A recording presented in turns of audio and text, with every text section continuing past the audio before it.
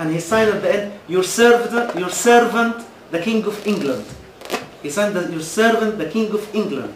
And this is still in the Museum of Tokyo.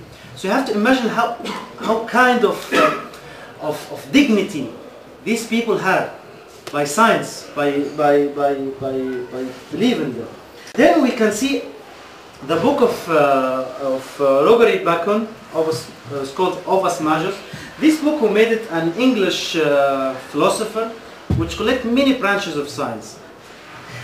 What we can find that the chapter 5, he came in the 13th century. The chapter number 5 is called Optics.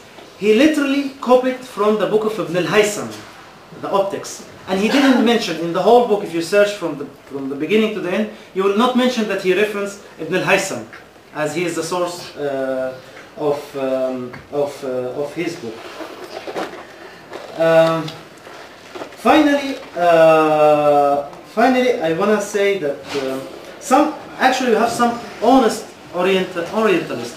Next time, inshallah, we'll speak about Orientalism and the good side of it and the bad side. We find that lots of good Orientalists, they spoke about this culture and this civilization, what kind of contribution and what kind of service they give to the other cultures. For example, Gustave Le Bon, in the book which I recommend you, it's called The History of Arabs and Muslims, he says, he spoke about the grandeur of the scientific civilization and as follows, and finally he said Europe at that time was just a city in the Islamic civilization. And he said, and he wished in his book that Paris, that can look like Toledo in Spain, in its beauty and its kind of advancement. And other Orientalists called Privo, he wrote in a book which called, I think, the Formation of Humanity. He said that the science is the best service that the Arabic civilization, they name it Arabic, but we name it Islamic civilization, that the science is the best service that the Islamic civilization gave it to the whole world. The Greeks, they just put the theories, generalize it, but the spirit of the research and collecting the information, the experimental method, the experiments, everything was just was not common in the Greek. Was just known as the Arabs and Muslims. And he says, and I say by one word that the European science owe its existence to the Muslims. So this kind of information and testimony of and other one who said was an Orientalist in France. He was speaking when the Muslims invaded south of France and they reached till even 20 kilometers from Paris. He says that they had some kind of weapons. They didn't, the French army, they didn't get used to it before.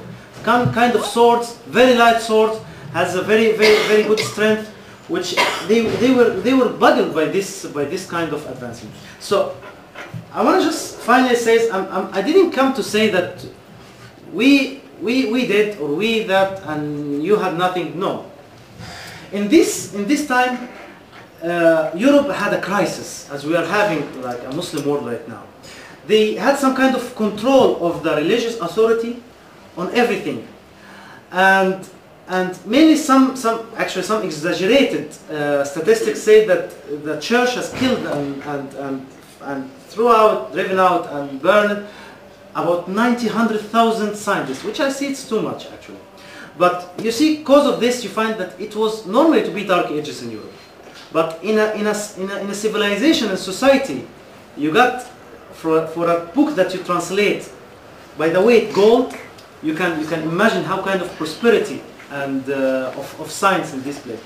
So, and mainly, I'm a student in Polytechnica. I'm studying my master's degree. I'm taking a scholarship here. So I see this as some kind of paying back. This kind of relation we need with the others. We had our time. We gave to the people. We gave them. Now it's time that they gave us back. And this is, I'm very appreciative, and I'm so grateful for this. So also, my advice to the Muslims: don't look at the black side. Don't look at don't look to the people who may resist the coexistence. First of all, tell them the Muslim began the coexistence. There was many Christians and Jews and Muslims, they working together in the libraries, in the translation, in the development. There were many ministers, and they taken higher positions in the states from the Jew in the Islamic civilization. When the Spanish driven out the Muslims out of Spain and started the Inquisitions, the Jew preferred to go back in the same ships with Muslims to Morocco, because they knew how the Gothics or the Spanish dealt with them, and they know how the Muslims dealt with them. So mainly, we began the coexistence, but we want this to continue. We want to enrich each other. We didn't come to say, actually, I don't say this kind of science is such a contribution. I say it's a founding of everything. But this doesn't mean that we have to implement some ways of discussion, of conversation with others. People now has many bad ideas about us. The lies in the media are everywhere, even in our media in our Muslim countries. Like Joseph, I don't remember his name, he was associate partner of Adolf Hitler. He said in his book, lie, lie, lie, and they will finally believe. Joseph Goebbels. Yeah, exactly, thank you. It's German. So he said, just continue lying, and they will believe at the end. And this is what we see. When you make a big lie, as the ideology of Machiavelli, just make a big lie. And the people tend to not believe it in the first beginning. But if you continue this lie, and you didn't find any resistance, people say no.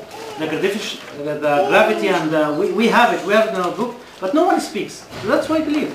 That's why I believe we are terrorists. That's why I believe we are nothing. We have nothing to do with human advancement of civilization. That's all what I have, and thank you, and jazakumullah khair.